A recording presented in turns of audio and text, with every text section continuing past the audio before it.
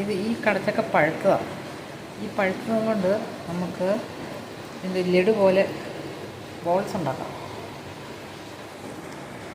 അരിഞ്ഞ് വൃത്തിയാക്കി അത് നമ്മൾ കടച്ചക്ക മിക്സിയിൽ അരച്ചു. നമ്മൾ നെയ്യും കൂടി ഒഴിച്ച് വരട്ടുക.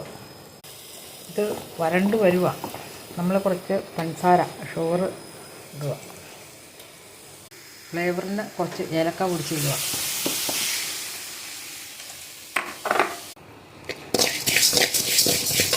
കുറച്ച് അരി വറുത്ത് പൊടിച്ച് അരി വറുത്ത് പൊടിച്ചത് നമ്മളിടുക.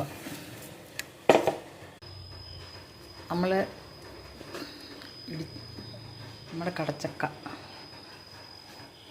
റെഡിയായി. നമ്മളിനി ബോൾസ് പോലെ ഉരുട്ടുക. ഇതാണ് കടച്ചക്ക ലഡു. ബോൾസ് എന്നും പറയും. നല്ല ടേസ്റ്റാണ്.